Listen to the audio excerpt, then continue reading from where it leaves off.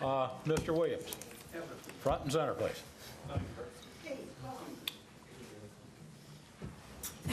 Please stand for the Pledge of Allegiance. I pledge allegiance to the flag of the United States of America and to the republic for which it stands, one nation, under God, indivisible, with liberty and justice for all. Almighty Creator of the universe, please look down with grace upon the work these gentlemen are trying to do. Be at their bedside of those who are troubled, sick, or in need, be of the body or the mind. And may this meeting be begun in peace, conducted in harmony, and ended in friendship. Amen. Thank you, Danny.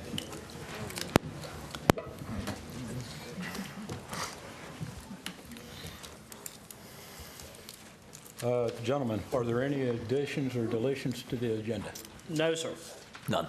Do we have a motion to accept the agenda? So moved. And a second. All in favor? Aye. Do we have a motion to approve the minutes of the previous meeting? Motion to accept. Second. All in favor? Aye. Okay.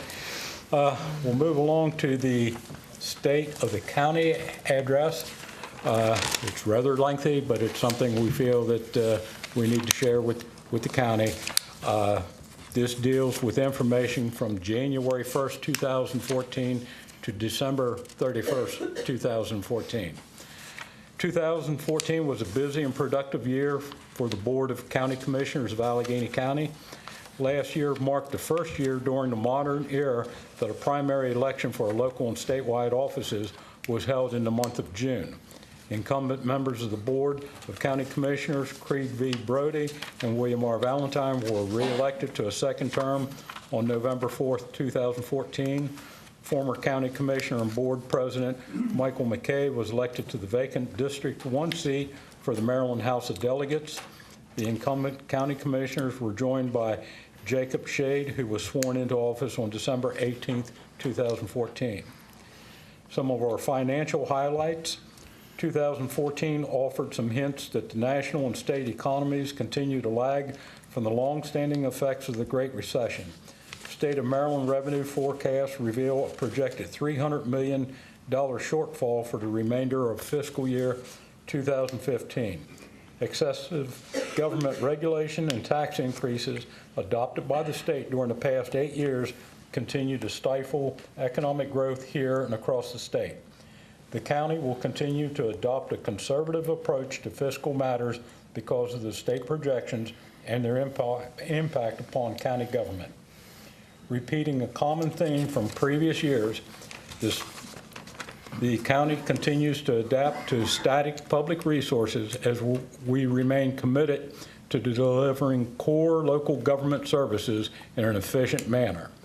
The number of employees under the auspices of the Board of County Commissioners is today 20% smaller than it was 5 years ago. The capabilities of the county's workforce have expanded, and we rely more and more on advances in technology to support a leaner, more efficient government organization.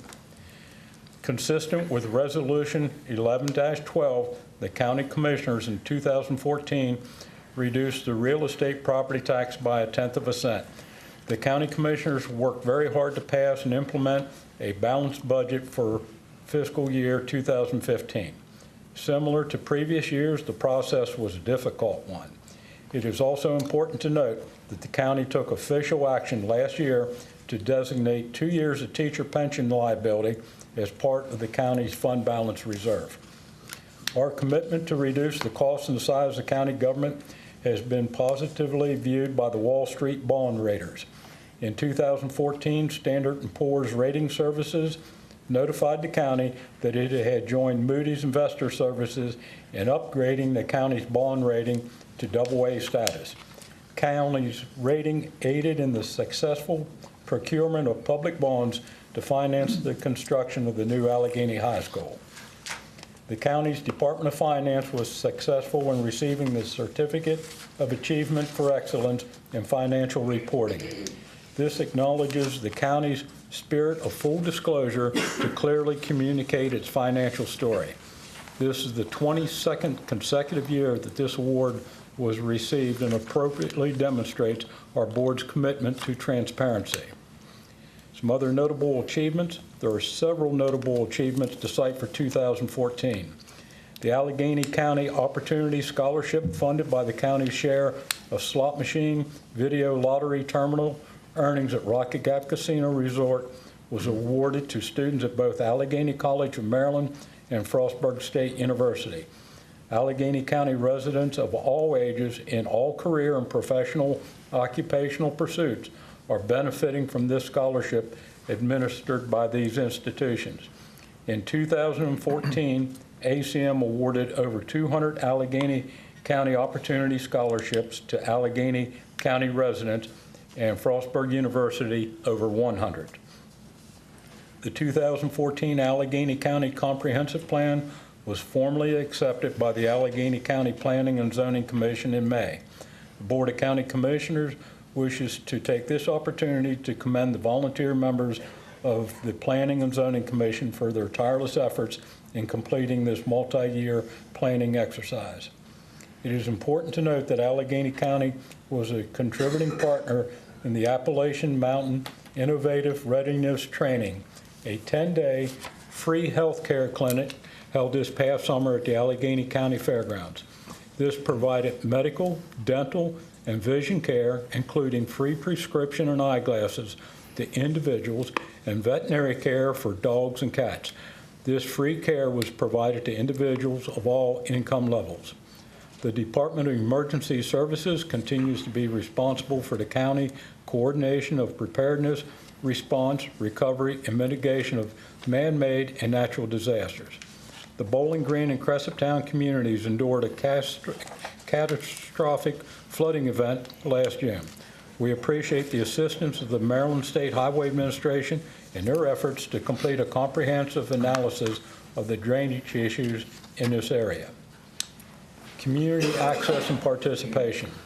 Your county is committed to open and transparent government. Public business meetings continue to be provided via the webcast and are recorded to be viewed later on YouTube. The county held a number of public budget workshops and public hearings for budget requests. We also held other public meetings pertaining to specific issues such as water and sewer projects. In 2014, the county continued its tradition of taking public business meetings on the road. In 2014, we visited Old Town residents at the Volunteer Fire Department. Furthermore, one of the county commissioners regularly attended public meetings of all 7 municipalities: Barton, Cumberland, Frostburg, Glencoe, Luke, Midland, and Westernport. Departments in the spotlight. This year, the county wishes to highlight key accomplishments of the county's Department of Public Works and the Department of Economic and Community Development. The Development of Public Works continues to address infrastructure improvements. Major water improvements included a new county-maintained system in Mount Savage and the second phase of a new system for the Rawlings area. 80% of Allegheny County residents have access to public water. Major sewer improvement projects were completed in Mount Savage, Highland Estates, Eckert, and Console. The county maintains 550 miles of public right-of-way. In 2014, the county completed 50 miles of chip and seal surfacing and new asphalt overlay projects for New School Road, Nemacolin Avenue, and Sunset View. A unique and innovative project was completed with the construction of the new Potomac Hollow Bridge. All totaled, Allegheny County owns and maintains 140 bridges and was the only county in the state to receive federal funding through the Innovative Bridge Research and Deployment Program. A notable project that will benefit our community for many years was the completion of a new sheriff's office at the Allegheny County Office Complex on Kelly Road in Cumberland. Allegheny County Maintenance Division employees installed all the systems and completed the interior of the building. Land was also cleared for a future firearms training center at the Public Safety Building on PPG Road. Other significant projects included South Cumberland Public Library roof installation, Braddock Run stream restoration, a new water line installation to the Allegany County Fairgrounds, and a parking lot project in Mount Savage completed in partnership with the Maryland State Highway Administration. Allegany County government continues to administer a comprehensive residential and commercial recycling program and achieved a 34% recycling rate, substantially exceeding the 20% mandated state rate. 70,902,000 pounds of materials were recycled, and 4,808,000 pounds of natural debris were composted in the most recent reportable year. The Department of Public Works will continue to focus on water and sewer infrastructure projects in 2015. The department will be overseeing the construction of a new shell building at Barton Business Park, improving the South Cumberland Public Library and the Allegany College of Maryland Technologies building, enhancing access to the Great Allegany Passage at Valley Street, and completing the new Firearms Training Center. It was also a productive year for the county's Department of Economic Community Development. As recently announced, Webster Store, a Lancaster, Pennsylvania-based company, will open a warehouse and distribution center in the North Branch Industrial Park. The company purchased a 525,000 square foot former Kelly Springfield warehouse there and plans to hire 150 employees over the next 12 months. Rocky Gap Casino Resort is now in its second year of operation under the ownership of Lakes Entertainment Incorporated, Minnetonka, Minnesota. It has become a year-round destination and employs 500 full and part-time individuals throughout the year. Both American Woodmark Corporation and Hunter Douglas Fabrication have grown since opening facilities in Allegany County. American Woodmark came to Allegany County in 2004 and now has 500 employees. Hunter Douglas began operations here in the 1990s and now has 860 employees and is the county's largest manufacturing sector employer. Broadband was expanded in the county in 2014. The county's Department of Economic Community Development worked with the state's Department of Information Technology and the Maryland Broadband Cooperative to extend fiber along Route 220 south to the Barton Business Park. This project provided fiber to Bel Air Elementary School while enhancing the marketability of the Barton Business Park and gives broadband options to other nearby employers. Appalachian Regional Commission funding was secured to construct an access road to a 20-plus acre site in the Frostburg Business Park. Upon completion, this project is expected to create new business development and employment for the light manufacturing sector. The county continues to expand its efforts to collaborate with Frostburg State University by housing the State of Maryland's Western Region Small Business Development Center at the Department of Economic and Community Development's offices in Cumberland. This partnership produced noteworthy results last year with an infusion of $10 million new dollars that resulted in the creation and retention of 80 jobs. 500 consulting hours were also provided, and 48 unique clients received business counseling services.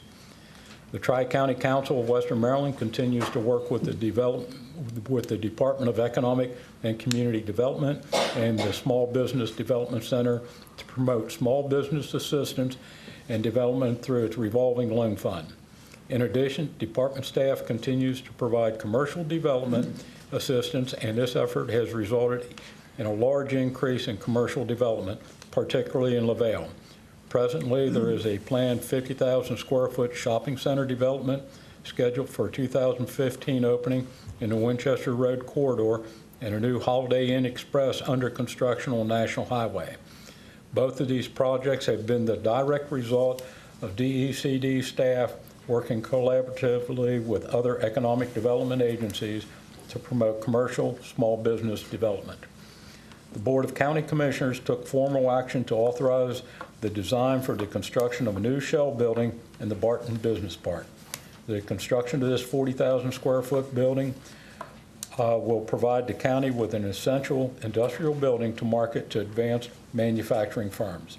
This project, done in partnership with the state, is part of the county's mission to provide needed facilities to prospective businesses, particularly in the light advanced manufacturing sector. In conclusion, as we proceed forward in 2015, the County Commissioners wish to affirm and emphasize our commitment and availability to all citizens and stakeholders. We appreciate your participation, value your viewpoints, and thank you for your ongoing support and your interest in Allegheny County government. Our board also wants to recognize the contributions of county staff throughout the past year. Our board wishes one and all a happy, healthy, and prosperous new year. Thank you. Very good, Commissioner. I learned to read at Fort Hill. And speaking of Fort Hill, we have some people here to come up and talk about a certain football team that has got a totally unbelievable record. Gentlemen, would you like to come forward and say a few words before we give you your presentations? Coach? Coach Carter. Speech. Mr. Carter doesn't have anything to do with this group other than you got to enjoy the ride this year. Being an interim principal of Fort Hill High and being able to watch these young men and Coach Apple and his staff do what they did, not only this year but last year, is a tremendous feat. And anyone who's ever coached knows that no matter what level you play at, when you go 28 games in a row, then you must be doing something right. And Coach Apple does a tremendous job. The kids are really, really good kids. And what's even better is the season's over and I haven't seen them in our offices. So not only are they great football players, they're good kids, and that's what's important. Well, bring your team members up front here, and we'd like to give you a little bit of a special award.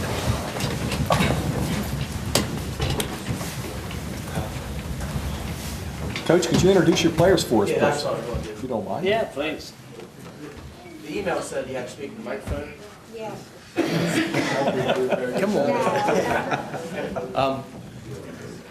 We have 3 kids, or 4 kids here that have played 3 years on the varsity. Over there on the far end is our quarterback / nose guard. That's Rashawn Shives, who did a tremendous job this year, 14-0 as a quarterback. Never lost a game as starting quarterback at Fort Hill High School. Awesome. Right beside him is his brother, Ryan Shives, who's a tight end for us this year and also played defensive line. The first time that they ever connected on a touchdown pass was in the state championship game. And actually, Ryan wasn't even supposed to go out for the route, but he found his way out in the route and scored a touchdown. That is true. And then right beside Ryan is, you guys probably heard of him, it's Ty Johnson. And I always explain Ty as this, that as good as a football player is and as much notoriety that he gets, he's a better person. He's an awesome kid, handles himself really well with all the stuff that comes at him around here. He's a tremendous kid.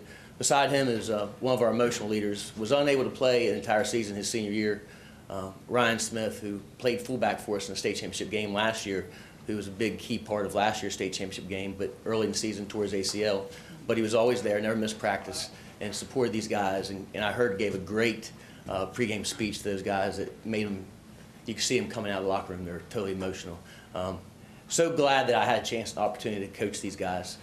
They do a tremendous job, and you're not a good coach unless you have good players. And they are tremendous players, and they work extremely hard. And like Mr. Carter said, they're better people. And I never really documented that, but I guess they haven't been in the office since football's been over. There's 27 seniors this year. We're losing 27. These are 4 out of the 7 that have played varsity football since they've been sophomores. And hopefully their leadership, from what they've learned in the past, will help the guys coming up next year in the future. Thank you guys for having us, and I guess it's time for us to take a picture, right? Yes, sir. All right. Gentlemen, come on up. Real quick, let me introduce Mr. Paul Green, who is our athletic director, who is retiring at the end of the year, so he's going out in style. I do want to say one thing.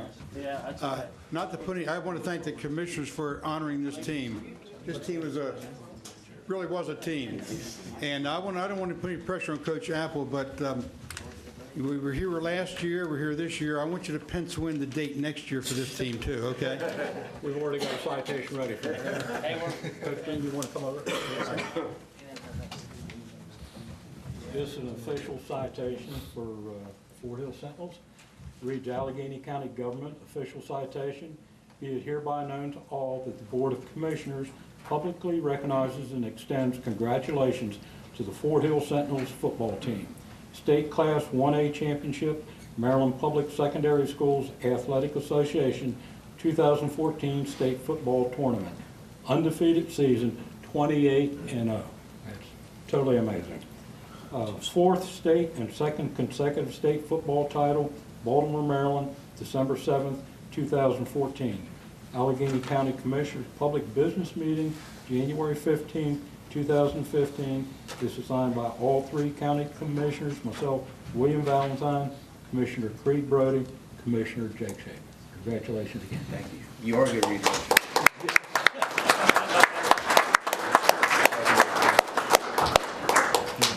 Now smile pretty. If you could go slightly and turn sideways, because big shoulders to get in this photo. Yeah, our profiles are so much better. And move as close to one another as you can.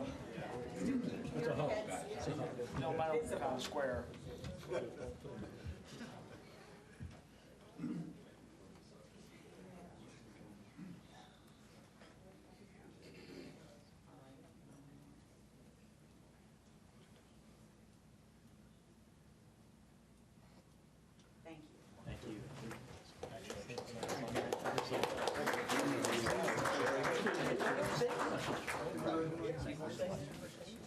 Thank you.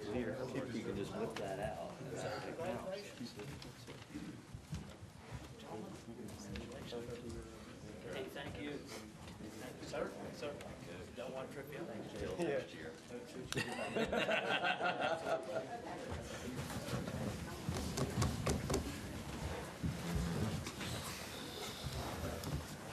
Commissioner Shade, an Allegany guy, just offered a challenge to the Fort Hill team. So we'll see how this works out next year.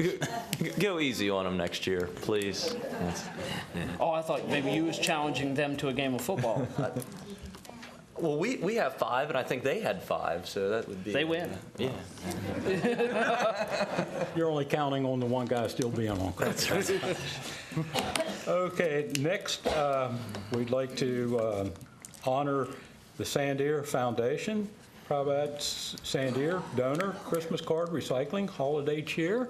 Would you like to come up and say a few words, ma'am?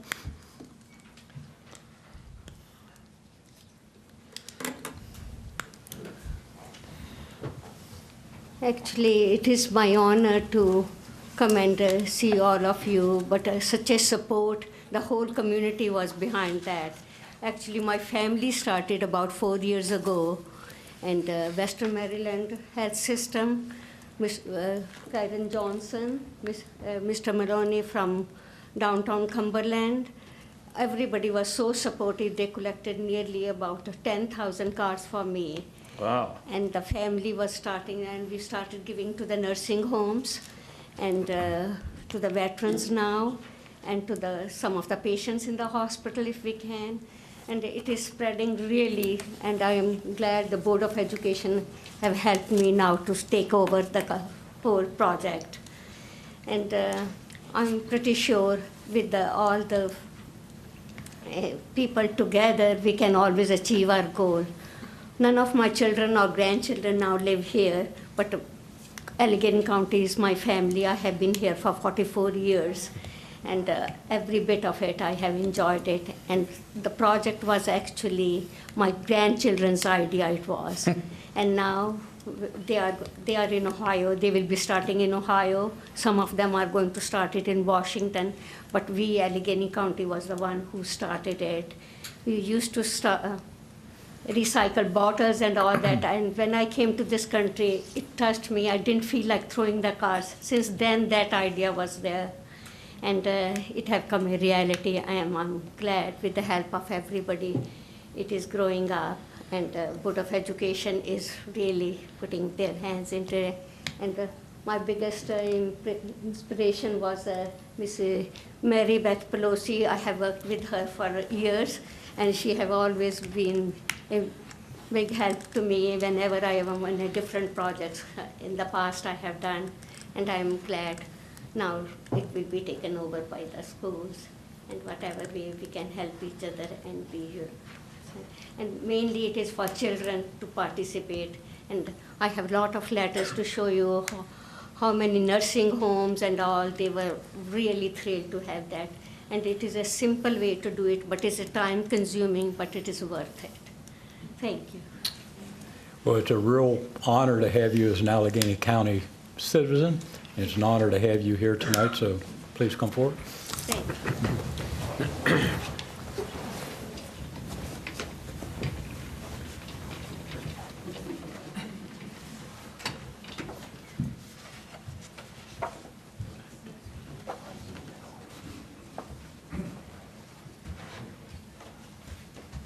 This is an official Allegheny County citation. Be it hereby known to all that the Board of Commissioners publicly recognizes and sincerely appreciates the Sandier Foundation and Probat Sandier for the generous charitable contribution to fund the Christmas card recycling project.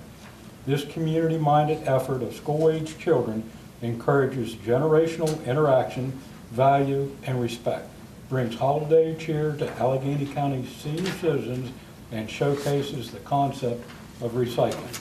Allegheny County Commissioners Public Business Meeting, January 15, 2015, signed by all three county commissioners, William R. Valentine, Craig Brody, and Rick Shea. And we thank you again for your service to the community. Thank you so much.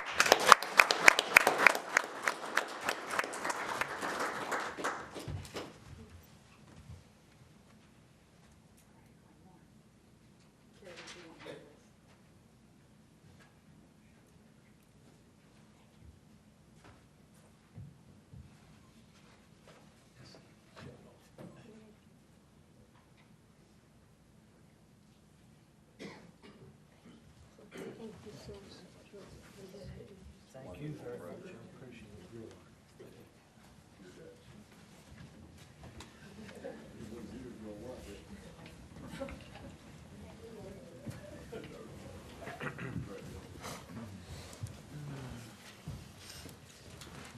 Now we'd like to ask Miss Terry Bennett to come to the front. Terry, you've changed your hairstyle. And got a little taller. The bad news is Terry's under the weather, and you got to listen to me. The good news is Terry had a chance to enlighten me, and so I can let you know what's going on. I would like to thank Ms. Sandier for doing this recycling that supports our program in the county, so we thank you very much for that. We're going to do an e-cycling event on January 24th. That's next Saturday from 9 to 3 p.m. here at the Penmar Recycling Center out back. It's funded by a state grant. We'll have $7,500 we're getting from the state, so it won't be a penny of county money in this. Actually, they'll actually even pay for public works time. We'll have a couple people out there, and they'll reimburse us for that overtime. This is for county residents only. We will ask for ID for your county resident. The money is received from, when electronics manufacturers do a registration fee, they have to pay a fee when they do that, and that money comes from that, so it's not a tax, it's actually to the manufacturing companies. And the materials are actually, we work with JVS Environmental, they're out of Rockwood, Pennsylvania, and it's just not taken away and thrown away. There's pictures here of the site, actually our solid waste board toured this, I think last year, and they actually take the materials and they do recycle the materials, and they recycle all the electronics and put it back. And we would ask for the press help, both from the radio and the newspaper, if they would do whatever they could to advertise this. It's been around. I belong to the Elks, and we must have got it to them because they sent out a newsletter and they had this attached to it. So a number of the people on the board have been sending it. Our solid waste board have been sending it out. So if there's any questions, I'll be glad to answer them. Otherwise, we'll move forward. That sounds good to me. All right, good deal. Anybody that's got electronics you're thinking of getting rid of, this is your opportunity. Thank you. Thank you.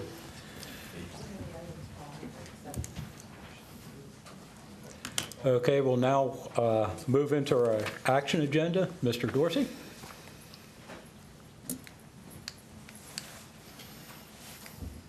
Good afternoon.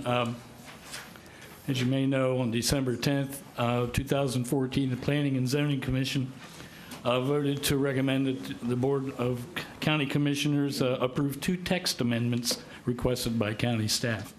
The first of these was a text be amended in County Code Section 360-106, regulating off-street parking standards, changing the minimum parking space size from 200 square feet to 9 feet by 18 feet. County staff also requested that text be amended in LaVale zoning Part 3A, regulating automobile parking, changing the minimum parking size from 10 feet by 20 feet to 9 by 18 feet. I can give you some background on this. It's become pretty obvious over the last several months that commercial developers are having some difficulty meeting county code and LaVale code requirements on parking spaces. I looked into this, did some research, and found that parking standards of surrounding jurisdictions, the cities of Frederick, Hagerstown, Cumberland, and Frostburg, and the counties Deep Creek Lake zoning, Washington and Frederick County, all support this 9 by 18. It's a 9 by 18 parking space. It's sort of like we're at a competitive disadvantage there. In fact, some of the towns go down as far as 8 by 18 feet. We had 3 speakers testify in favor of the amendment. Jeff Barclay from Economic Development testified that he has seen that this is becoming a hardship for developers, especially in LaVale where there's limited commercial land available, and these firms are actually redeveloping properties, so they're running into space problems. Jeff saw it as a pressing issue. We also had Mr. Ted Donald of Pentax Ventures that is developing the Winchester Court on Winchester Road. And he explained what his project was all about, but he looked into this thing on a national scale, saying that because of federal mileage standards, cars are shrinking. They'll continue shrinking to meet those mileage standards. And most of what he spoke about was the fact that a 10 by 20 foot parking space is unnecessarily using up land. And it's an extra cost for the developer that's passed on to his tenants, which then pass the cost on to their customers. And he just felt that his big argument was that you could put more parking on less land, and everyone's a little better off. Angie Patterson, the land use and planning engineer for the county, she was happy that this was being proposed because actually stormwater management regulations that are passed down from the state require that we minimize the amount of impervious areas in developments. And what's happened, I guess, is that the county code and LaVale code and our stormwater management regulations are in conflict, and the developers are sort of stuck in between. Whereas if we insist on having what the code calls for, a 200 square foot spot, it's going to make the stormwater management more expensive and more just a bigger project altogether. The new size is 162 square feet. And lastly, the Potomac Conservancy did a study of the watershed, the Potomac watershed, and made some recommendations to all the counties in the watershed. And for Allegany County, the one thing they said just echoes what Angela said, that we should reduce the size of our parking spots down from 200 square feet to 9 by 18. So the Planning Commission has voted on this and recommend that you adopt this measure. All right, Commissioners, do we have a motion to accept this recommendation? Just for a point of order, this is a code bill as it relates to the county. So today you're voting to introduce the bill. Right. There'd be a hearing 2 weeks. 2 weeks, and then you would actually pass it sometime thereafter. Next legislative after that, then. Right. It would be February the 12th. Okay. So moved. I'll make a motion, we introduce this. Second. Do we have any discussion on this? All in favor? Aye. All opposed? Okay, thank you. Thank you, Dave. Next, this is dangerous. We have to allow the attorney, Mr. Rudd, discuss the second item. Oh, water tank, okay. As you may know, we're involved in a water project in Rawlings. One of the requirements is we have to acquire a site to put the water tank, and a site has been identified. An agreement has been negotiated. Actually, it's a two-party agreement. We'll get into it. Basically, the property is owned by two entities, a trust and the state of Conda Smith Jr. And so the deal is we are buying approximately 0.57 of an acre.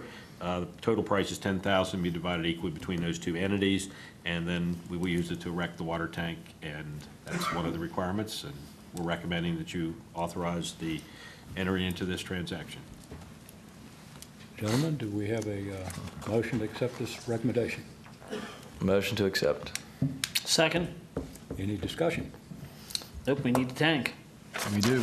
Sounds good. All in favor? Aye. Okay. Next, Mr. Roy Cole, talk about transportation. Good evening, Commissioners. The first item has to do with accepting the capital grant that we've received for the current fiscal year. One thing I would like to point out, about a third of this grant is capital in terms of the granting agencies, but it's operating in terms of our budget. So the federal government some time ago redefined capital to include all maintenance. So our building and our vehicle maintenance down at Transit is now, in their eyes, capital. In our eyes, it's still operating. So if somebody looks at these budget numbers, they have to know that, or it looks like we're committing more local funds to this grant than we really are. So just wanted to clarify that. This grant's, in terms of the main items for capital, it's 3 replacement buses and an upgrading of the surveillance cameras and the couple of replacement computers, along with some various shop equipment. This time I would ask that the Commissioners okay signing of the grant agreement. Gentlemen, do we have a motion to accept this grant agreement? I'll make a motion, we accept. Do we have a second? I will second this. Do we have any discussion? The good thing is, if you get new computers, you know where you can get rid of the old electronic stuff, so. Sir? Okay, we have a motion and a second. All in favor? Aye. Any opposed? Good. And Mr. Cole again. Okay. The next item is actually the starting point of what we just completed for next year. This is a resolution to allow the president of the commissioners or the county administrator to apply for the capital and operating grants for FY16.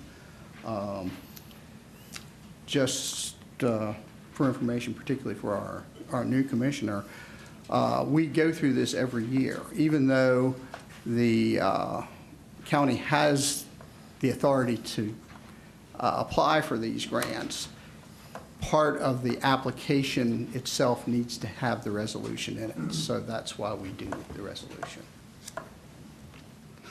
Gentlemen, do we have a motion to accept Resolution 15-2? I'll make a motion. Second. Any further discussion? All in favor? Aye. Aye. Any opposed? No. Thank you. Okay. Ms. Sierra, you're up next. Oh, 'tis the transportation evening. Yeah, this actually relates to the transit grants as well.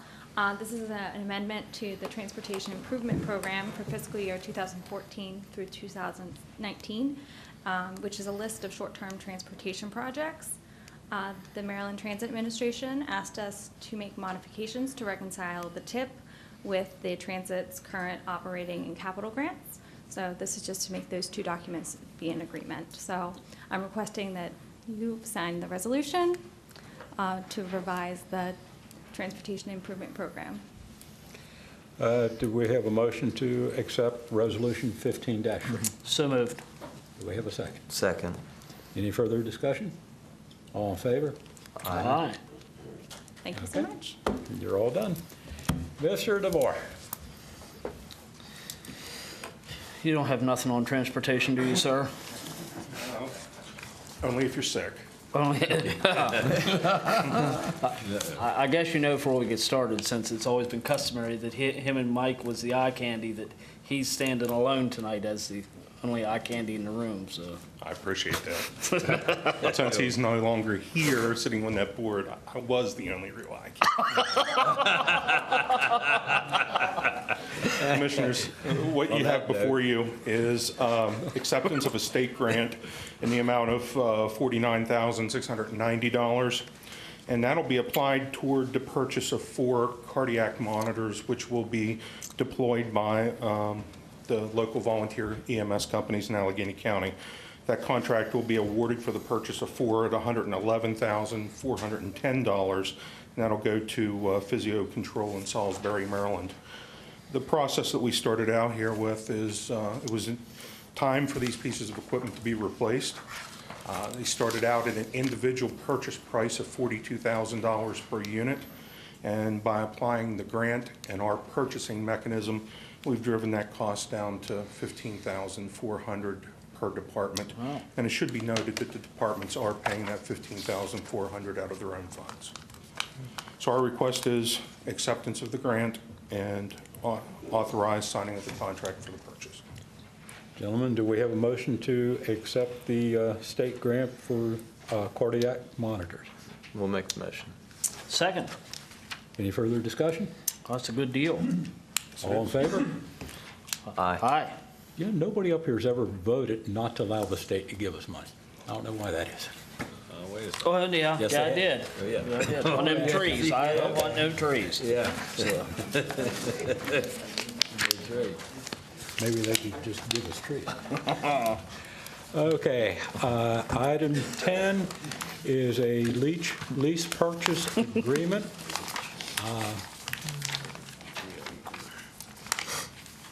Tina Rafferty. Good evening. I'm here on behalf of the Allegany County Animal Shelter Management Foundation to request the transfer of the Sheriff's Building on Furnace Street to the animal shelter.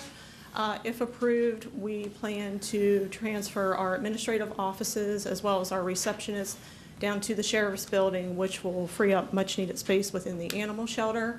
Our animal control offices will also move down to the Sheriff's Department as well, again, freeing up space and also providing for a separation from animal control from our adoption center. On the ground level of the building, we're going to outfit a veterinary clinic as well as a small area designated to house clinic animals overnight when necessary. So we appreciate your consideration of this request. Gentlemen, do we have a motion to move forward with this lease purchase agreement? So moved. Second. Any further discussion? All in favor? Aye. Aye. Thank you. You've got yourself a building. Yeah, congratulations. Much needed. Okay, Dave, would you like to go over the consent agenda for us? Certainly, Commissioners. Our consent agenda this afternoon consists of items 11 through 17. Item 11 is the authorization to declare 7 properties now owned by the county to be declared surplus and to move forward with disposition.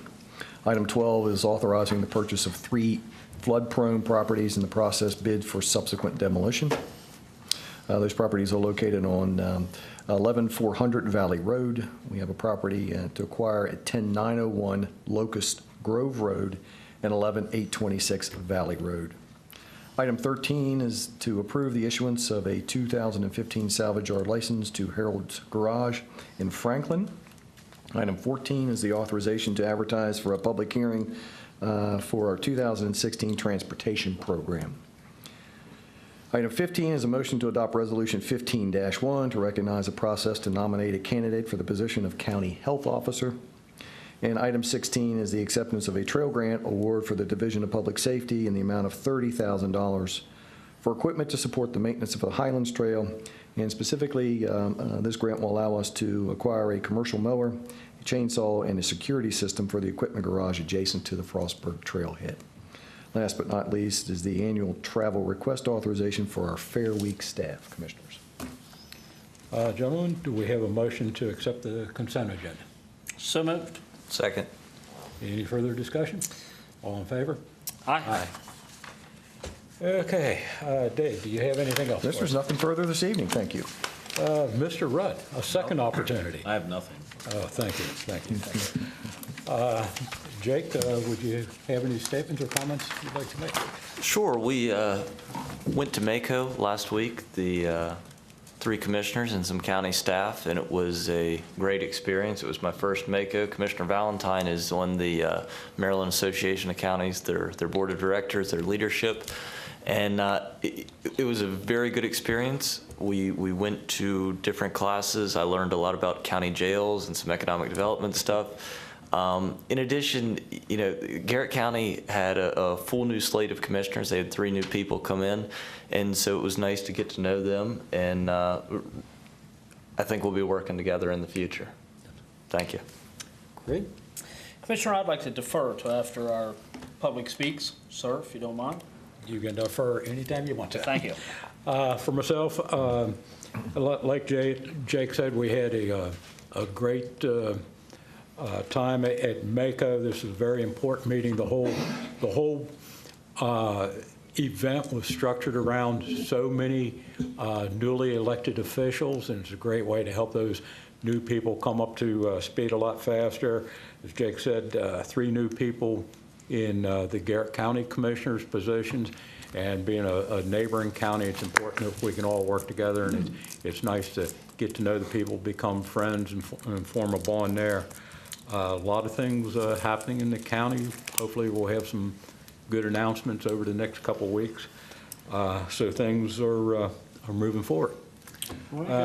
Now we have a few people signed up to speak. Please come up. You'll have 5 minutes, state your name and your address. You'll have 5 minutes to speak, and if you're not finishing those 5 minutes, you'll get another 5 minutes after everybody else has finished speaking. First is Terry Shockley. Of Grahamtown and Frostburg, Mill Run and Bedford Road Sanitary District. We did a huge study in 2008, and this is the 3rd area we identified that needs to be improved, and that's the next area we want to shoot for in Bedford Road Sanitary District. Locust Grove Pump Station, it was a pump station built in the 60s. We want to start thinking about replacing. North Branch Wastewater Treatment Plant Clarifier. Rawlings Sewer, which the community has expressed interest. This will be a huge undertaking. We're going to try to do a study this winter and determine exactly what the costs would be. And the last one would be Beers Lane. What happened years ago, Beers Lane was a kind of a test system, a wetland that didn't work very well. To fix that, what we did is we connected the septic tanks to the Barton wastewater treatment plant, and because of the nature of that sewage coming from septic, it's causing us operational problems, so we'd like to try to get some funding to fix that and get rid of the septic tanks and go directly into the wastewater plant. So again, the planned ones are the kind of how, we want your blessing to kind of try to move ahead and get funding. You got a smile on your face. Do you have anything to say, Commissioner? Yes, I'd like to add something to our future sewer projects, but we'll get on the next frame here. Okay, good deal. Future sewer projects, what we're doing was we want to have we know we're going to have to deal with future projects in Braddock Run Sanitary District, the Bedford Road Sanitary District, and the Jennings Run Wills Creek Sanitary District. They're all under consent orders to fix their systems. One of our public meetings 5 or 6 years ago, somebody said, why are you doing this now? And the reason being, sewer systems were kind of overlooked 10, 15 years ago because they were causing problems, but the EPA and the state wasn't after you for discharges. Now we're under consent order, so we don't have any choice. And all those systems were built either in the 60s or early 70s, so it's time they need repaired anyhow. But we are under consent order to fix those systems, and we've made, if you look at the last 5 years, we've made tremendous impact on the reduction of our overflows and also improvements to our system. Borden, Zillman, and Slabtown, those are areas that do not currently have sewage. We'd like to try to get sewage to at some point in the future. And Vale Summit's the same way. The only other planned project we have, and this is on the radar screen because it is a stream, it's not a water and sewer project, but MDE has a stream restoration program. This project would be done in conjunction with the Orleans Road Bridge. If we replace that bridge, we'll have to do some restoration in that area, and we hope to get a grant to do that stream restoration. We better get a grant to do that restoration. Excuse me? Yeah, we better get one, he We says. better get one, because we can't afford it. And that's it. So if you have any questions, I'd be happy to answer them. Otherwise, hopefully we can get your blessing, and this is what we'll try to present down at the... Well, I do, Paul, because I noticed we've got several upgrades in the Jennings Run Sanitary District, and I was wondering if there was any way we could look into some type of a feasibility study of the county putting a sewage treatment plant in the Locust Grove area to handle Frostburg, LaVale, and the Jennings Run Sanitary District, because there's going to be a lot of money spent in all those areas under the consent order. So I think we could eliminate a lot of CSO problems if we would look at doing such. Well, So, with looking at our radar screen, you notice number 4 is Locust Grove, so that would be an opportunity to discuss that with the state and federal agencies and see what their opinion is on what the feasibility moving forward with that would be. So absolutely. Thank you, sir. Yeah, I think that's really, really important, understanding some conversations that have happened in the city of Cumberland. So we probably need to work together if that's something that we can do. We need to work with them. So this would be a good starting point. Again, I'm proud of this meeting. Some PACE is a good thing for us, but this pre-PACE meetings for us have been so productive. Again, we've got so many projects. And what we did, we built relationships with the funding agencies. We've proved to them that we can get the projects done in a timely manner. And there's a lot of details in projects. If you're done face-to-face meetings, we get a lot of work done, and I think you've seen that in the last 2 years. well, I think Denise McLeach always says that the best. She can't wait to come because when you show up, you always have projects for her that are ready to go. And Cindy Stone has been the same way. So thank you for that, Paul. The state and federal government can beat on a lot of times, but these agencies we deal with are top-notch people. So thank you. Perfect. Thank you. Paul, wait till they take the vote, then I need to ask you a question concerning Mount Savage. Gentlemen, I'd like to entertain a motion to authorize the Board of County Commissioners to approve the agenda for the pre-PACE county water and sewer meetings. Is there a motion? So moved. Is there a second? Second. It's been moved by Commissioner Brody, seconded by Commissioner Valentine. All in favor signify by saying aye. Aye. Any opposed? Motion carries. Before you get your question, Dave, what we'll do is, this is the agenda. What we do, if you recall, we'll do a project sheet on every project showing where we're at, where the funding's at, what the costs are, et cetera. So we do, for every project you see on that list, there will be a booklet we hand out to all the agencies. So, yes, you have a question? Okay, real quick, we had the opportunity to discuss briefly at our meeting in Barton last month the situation where we have, with respect to those citizens who are still being served by the old country line down in Mount Savage. I'm just curious, we've had multiple public meetings, multiple mailers, we went door to door, and I just wanted to, one more time, just reach out to our folks and kind of get an idea from you and Danny here real quick. How many people have not switched over to the new system? Are we? I don't know the exact number, but it must not be very many because it hasn't been brought to my attention. So wow. When it was taken to my guys, it was. Keeping you in the dark. They like to do that sometimes. To answer your question, Dave, the country line from back in April till the present time, from where you turn down Rosemary there at the playground at the school. Right. Mm-hmm. When it got to where we were going to have to haul water out there again, we worked with Terry and with Paul and with Jimmy Taylor, who's been a godsend to us, and Slick. And they shut the country line off right there at the school. We put a 2-inch emergency line in down the street and ran Frostburg water over into our 2-inch line there to the vets, to the 6th, to the 8th, and we shoved water to the school. Okay. So from there in, those folks have been on Frostburg water feeding into that system. And from there out, there are about 7 homes that we're still feeding off the country line. I think all of them, but one, has already been cut in and is using the Frostburg water to come back in from out the tank, where the tank and then feeds back and I think there's only one out of there. It's still on ours. Okay. Our goal with Jimmy was to, Mr. Weber, was to, by the end of January, be able to shut it down altogether. We can't do part of that for probably another 2 weeks till they get the other Frostburg piece tied into towards out Cali Hill. Okay. But they're feeding off the Frostburg water. And we had a problem at the Cali Hill system, and that helped accidentally get into any kind of drainage. So we've got Schroyers to come up and do some work there and replumb it, and we're positioned now where rather than have to haul over there unless they tear something else up again, if need be, we're in a position where we can shut Frostburg water that way to take care of it. Okay. Terry's doing an excellent job up there, and Webby's been great to work with, so it's come a long way. Okay. I'd like to thank Danny Williams, too. He's been a lot of help there. In the community of Mount Savage, if you've been down there, the disruption. Well, see, Danny didn't know anything about this subject until last night. You know, he slept at a Holiday Inn Express, apparently, you know. But the Mount Savage community has been wonderful to work with. The complaints on the disruption, the traffic, et cetera, have been very small. They're a good community to work with. So. Okay. Well, they've got greatly improved streets there now. They did that. All right. Okay. Thank you, Paul. You're welcome. Item number 8, Commissioners, is the accounting software proposal. Mr. Bennett.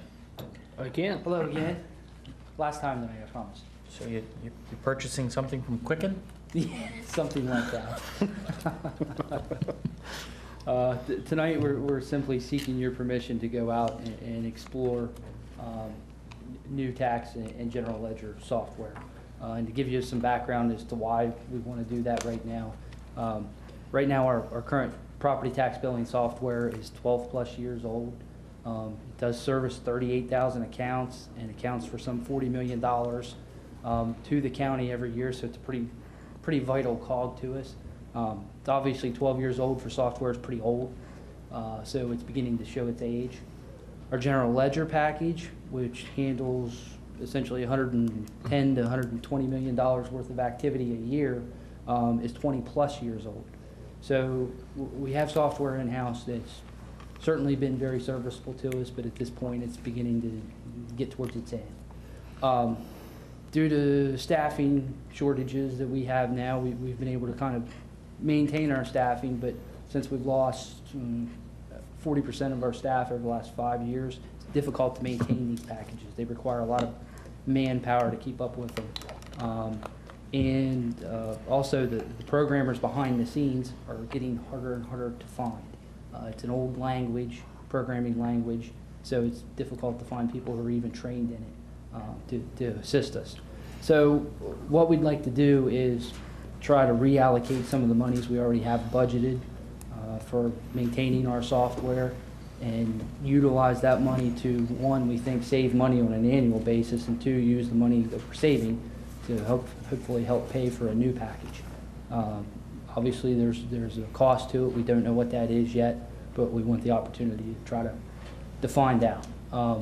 We think in getting a new package, it would significantly streamline our process in the finance office, and also would help out all of the operating departments, and also may have the ability to help out the citizens as far as the information we're able to put out there that's available to them. So tonight we're simply just looking for the chance to go out to RFP and analyze what comes back. Okay. What's the time frame of getting responses back in, Jason? If we could hopefully go out in either January or early February, I'd like to get responses back in 30 to 60 days. And then obviously you can't pick one of these overnight. There'd be a lot of time spent analyzing the different packages and what they can do or can't do for us. So, 30 to 60 days probably in getting the bids, and another few months in analyzing. Okay. Then we'll come back to you maybe sometime in the summer with an idea of what we could do. Okay. Well, what we would like to do is at least get the proposals in and make sure that we have enough information that we can make a formal recommendation to the commissioners as part of our CIP plan, because this will not be an inexpensive proposition. It will be, and you can see from having software that's 12 years old, 20 plus years old, you make the investment in it and you have it. It's something that you'll have for years. Problem is, we're just to the point where we need to make another investment. So yeah, not cheap. We will build it into the CIP this year. We'll do our best guess at an estimate for now and build it in and plan for it, and we'll figure out how we go from here. Okay. Commissioners, I'd like to make a motion that we authorize the county staff to proceed with the request for a proposal to provide a new tax billing and general ledger package. Is there a second? Second. It's been moved by Commissioner McKay, seconded by Commissioner Valentine. All in favor signify, easier said than done. All in favor signify by saying aye. Aye. Any opposed? Motion carries. Thanks, Commissioner. Thank you. Item number 9 is the Hagerstown Community College Paramedic Students for Clinical Experience Agreement. My brother from another mother, Mr. Richard DeVore, Director of Department of Emergency Services. Good day, brother. How are you, sir? Fine, sir. What you have before you, Commissioners, is an agreement with Hagerstown Community College. Area volunteers have options as to where they obtain their training in the paramedic program. Many of them have gone through the state-sponsored program that's offered in conjunction with Gear Community College, and that provides them an opportunity to come out as a paramedic. However, we have had some students who have elected to explore the program with Hagerstown Community College, which provides them an associate arts degree in paramedic sciences when they're complete. As a part of that, we have students that actually reside in Allegany County attending this program and have requested to come back to Allegany County to do their clinical experience as part of this program. So the agreement calls for those students to be able to be partnered with our career paramedics in the field, and so our career folks will serve as preceptors to them, allowing them to get their clinical experience in, which is part of the requirement for them to sit for the National Registry Paramedic exam. Very good. It's good stuff. All right, I'd like to entertain a motion to authorize the Board of County Commissioners to approve and sign this agreement. So moved. Is there a second? Second. It's been moved by Commissioner Brody, seconded by Commissioner Valentine. All in favor signify by saying aye. Aye. Aye. Any opposed? Motion carries. Cannot use the water. Most of the time, I am the one who does this because my mother is not able and our husbands have to work. In the beginning with the first petition, lots of people wanted the water. But when the Bearville Water Committee did not like the outcome was, they distributed letters with information. They did not give correct information. I have provided you with a letter that was distributed. This was misleading to a lot of people. Now our concern is with the voting that was done. There was 25 votes for the water, 17 no votes, and 16 did not reply, making a total of 58 votes. We have only counted 50 houses in the area that should have voted. We would like to request a copy of the mailing list that we used to send out these letters. There are 3 houses to be torn down that is going to purchase by the state for a new bridge. 4 homes are vacant. Several are owned by voters who do not reside locally. Did they all receive a ballot? A lot of elderly that may not have sent their letter back. We do not think it's fair to count votes that were not sent in. In any election, you only count the votes that are turned in. If you do not vote, it is not counted. If this was the case in this election, we would have the majority of people voting for the water. We have contacted the Health Department, and we were told that they should have been resolved a long time ago, and we should be able to receive the water.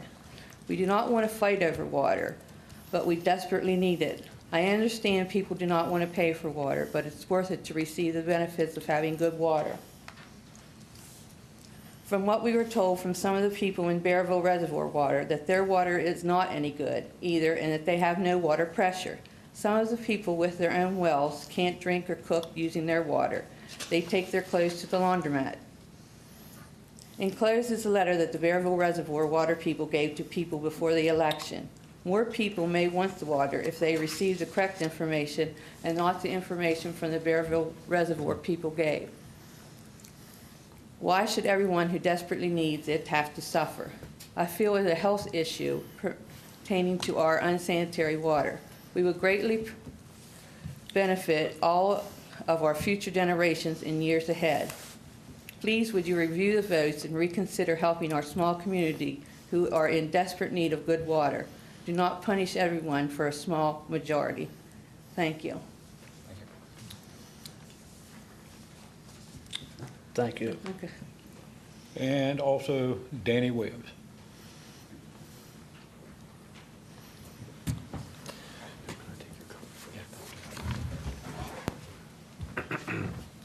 Evening, gentlemen. Sir? Dan Williams, 12916 St. George's Lane, Mount Savage. Part of what I had full intentions of saying to you this evening, Terry did a pretty nice job covering. My question, and I checked into this and spoke to a couple legislators about it, was the voting policy that the county uses now. If ballots are sent out to any group, community, or whatever, referring to something that's going to happen in their community or location. This policy was implemented years back when our county did not have the transparency we have now.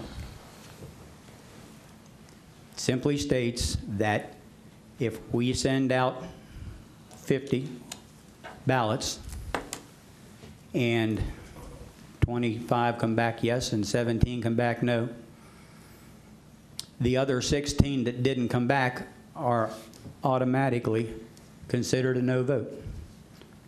I think Johnny Carson did that when he did the mayonnaise jar with the Amazing Kreskin. They could read what was in there.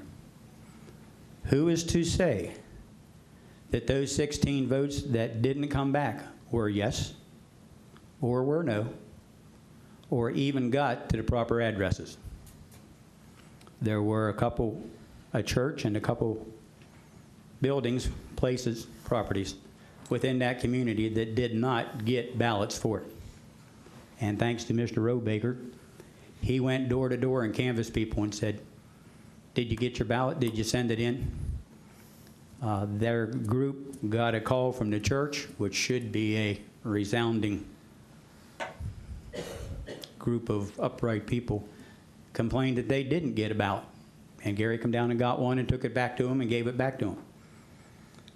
As Terry mentioned, there are 50 homes, properties, within that jurisdiction for this water line that were eligible to vote for or against it. I was here when they opened the ballots, and Miss Diane Leibel told us right then and there that the county sent out 58 ballots. Our only question, and not to argue or fight with anybody in Public Works or you guys or anybody else, was where did those other 8 ballots go to? They had to be part of the 16 that didn't come back. I asked the first of the week for a copy of the mailing list that went out for 36, Sunnyside, and Barrelville, all 3. And was told at the time, and I understand this partially, that Paul had them and hadn't got a chance to look everything over yet, so it wouldn't be available. I'm officially asking this evening under the public information law that these people who well on deserve this get a copy of that mailing list so they can see just who it went to. If we send them to property owners, and there's a, was it Gary, 9 up there that rent? If these went to the 9 people who owned the property, great. Did they also go to the people who are listed at those addresses as their address because they rent the property? Renters have no say in this. We all know that. All I ask this evening is that you guys, and you can do it, it's your power to be somebody who was here a long time ago, and they're not here anymore, said this is the way we're going to run it. You guys set the voting policy for the county for stuff like this.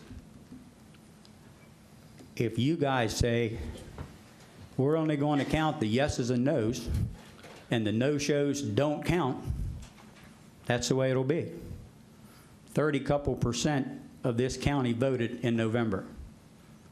If we counted everybody who was eligible to vote and didn't, Lord knows where we'd be at right now, because there've been a whole lot of no votes against a lot of good people. Personally, I just think this is common sense. The folks that Terry mentioned, and she didn't mention the price on it, I will. Told folks it was going to cost them around $400 a month for their water bills. They showed these people water bills, but they were for residents in Mount Savage. The young lady who did it's mother's. She had front footage, sewage, and water for a quarter. That wasn't the water bill. That was the whole package. We just got ours the other day. We've been on it, end of last summer, we got our end of it hooked up. Our water bill, and what's her name uses a ton of it, was $23 for the last quarter. You had the $98 regroup, keep it working, and Paul uses to have those folks. It's for am I right, Paul? It's for upkeep on the line in the future to take care of it. The 98. There's a minimum that takes care Right. of that. Yes, sir. Yeah, for operation and maintenance, $98. Water actually used was $23. These folks are pumping water out of a trout stream into the wells to feed their homes. Every ounce of potable drinking water they get, they have to purchase.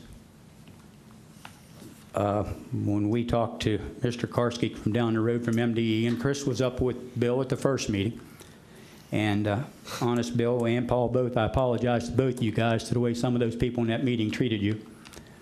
And they weren't these folks that are begging for money. They need it. They need the water. They've talked to the health department. They called Brian at the health department last week and said, hey, we need help. We're not getting the water. I said, well, we thought that was a done deal. I said, the only thing missing in that area for the water for those people is a little blind guy sitting on the bridge playing his banjo, just like in Deliverance. This is an Appalachia. Thank you, gentlemen.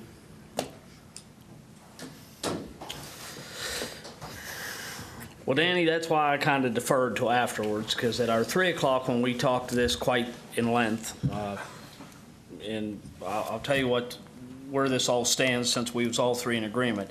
The piece is going to get run down 36. We can't go against the vote right now, and I did quite talk to this a little bit about a lot of miscues being gone up there. I've sat right here, I've asked twice for the people to come and address me. I've had one person out of everybody up there come and address me, and I would love to talk to the person that's actually putting out the wrong facts on this, because that is actually what I do for a living. So I'm going to ask the question. I asked the question of Paul, and I asked the question of Jason today. Any water department that has 15 customers or larger, whether they want to be or not, or a public water system, under whose jurisdiction and authority they operate. And I know they're operating under MDE, but if this is it a legal company, and is it a tax exempt company? Or what is the actual layout of this company? And I assure you I'm going to look into this, because there was an allegation that I said that there was going to be 70% approval for this. And I stood right there at Mount Savage and said 60. So when someone flat makes a comment that I didn't say and want to make it sound like after, see, I've been in the water business since, started with Dad in '73. For quite a long time that I really don't know what I'm talking about when it comes to a water system. I'm ready to cross swords, if that's what they want to do, because I don't like what's going on up there. Fair is fair. If they don't want the water, I think all three of us are in agreement, then they don't want it. But don't want it over being told a bunch of lies. So I know that we're going to approach pace at getting the piece down 36, and then this will be reevaluated. I just feel bad for the people there that doesn't have good water, because if you do, and I'm a firm believer in that, if you don't got good water, you don't have nothing. You don't have anything. It amazes me, I work with it every day, how people will growl and growl and growl about the cost of water, They'll pay $300 a month for a cell phone bill and won't bat an eye, and pay $25, $30, $40 a month for drinking water, and they think it's a ripoff. And so this is to be continued. Thank you. Certainly. These people, thank you. Oh, and the rest of my comments, and so I didn't mean to get off that much, is if I miss any fire department dinners or things this year, I'm gonna have to pull back a little bit coming out of this election season, running for a job and getting a job and keeping the job. I have to spend a little time at home. So if I don't show up at someone's banquet, it's nothing personal. It's just me trying to keep a happy home life. So. I've been involved with those invitations for 45 years. You guys all get it. And it all says you and a guest. That's a very cheap night out for you. She's had quite a few of those, though, because she's stood pretty busy this fall. So. Plus, what we've done, we've taken a look at Creed's recent profile and decided Jake is the one that needs the dinners at the volunteer fire company. As you can tell, I didn't miss nothing from about July on, and it's really showing. Well, Matt, Thank you, sir. Matt made a statement a while ago that Jake isn't here for you. Because when you had all those kids up there taking a picture, I leaned up to Matt and said, "This is cool. Jake looks like one of the kids." And Matt turned around and said, "You ain't big enough. Well, you start coming to these banquets, you'll be right here, buddy." They'll put me in as tight end next season. There you go. Hey, thank you all for coming and speaking your mind on that. I just, again, wish the people that had the problem with this or putting out the non-truths would come right here and address them, or come and see Paula and address them, or come and see me and address them. So, This is something we'll continue to look at, though. Would anybody else that didn't sign up care to speak?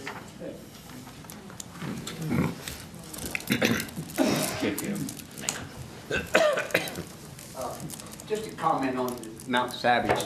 I'm Kenneth Wilmot, live at 513 Ford Avenue, Cumberland. I think we've got a terrific water system in Cumberland. I've been drinking it for 79 years and I ain't dead yet.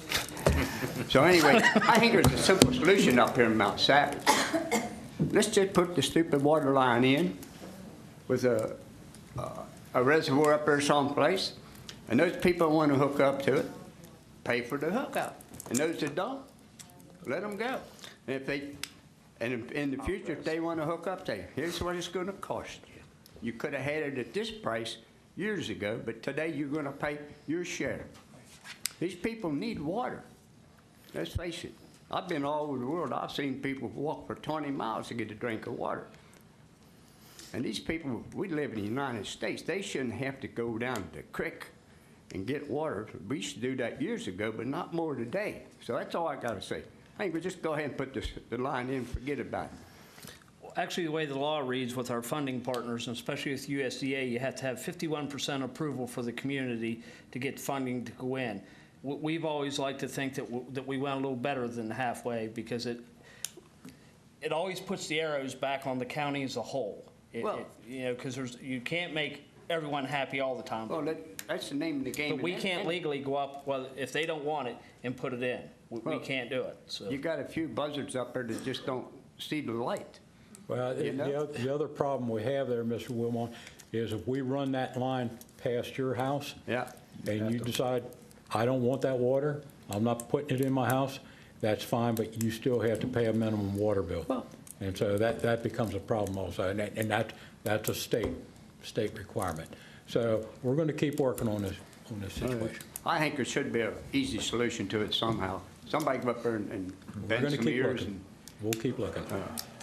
I sympathize with these people, honestly. Okay, thank you. Okay, nice short meeting for everybody. Dan? I have one thing to say, and I'll shut up and get out of your way. A lot of these folks were told it was going to cost them like $1,500 to get hooked up, and there was only going to be 3 water meters there and section out to fill up that creek unit, you know what we're going on here. But what everybody didn't explain, and I'm not sure it's in your letter or not, if I'm wrong, tell me, that the program that David Nedved is running right now, over 80% of the people who live in that area qualify. Husband and wife, 2 people in the house. make less than $46,000 taxable income per year. When they apply through David, they get this run right up their foundation for nothing. People were led to believe that that put a lien against their property. It does not. All the agreement they signed says is if you sell the property within 5 years, you have to pay that money back. Right. It's not a lien. So you charge the guy that bought your house an extra $500 and you're covered. You need to make sure that everybody up there knows these. Thank you.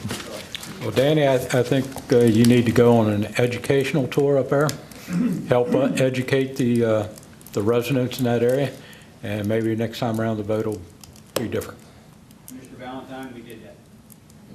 We talked to everybody up there we could, along with Gary and them guys, and made phone calls to folks that said, hey, how this happened in Mount Samuel? Why'd you guys get stuck with it? The people that got it up there, that were dead set against it, they're now the best supporters of it. But there was a letter sent to these people that said that I went down there and told them all a bunch of lies about what it was going to be and how it was going to cost. There was a petition run down there by a gentleman and his wife who had put in hours and hours of work for it. And they had 77% of those people said, we want it. And one lady came forward and told these guys, told all of them, that man and his wife that did all the work on that petition forged all those names. They weren't real signatures.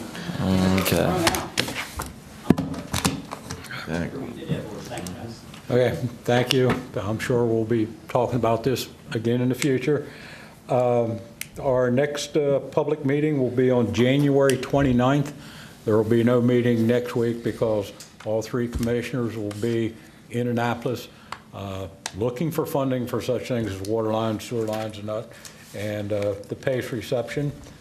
The county government schedule will be posted for any holidays, whatnot. Compost site, Christmas tree recycling. You can see the news release, and don't forget the free electronics recycling. I think that's very big. I know I've got quite a few office tires and a couple monitors turning myself. So we hope to see you all again on the 29th. Thank you for coming. Is it free? Yes. Thanks.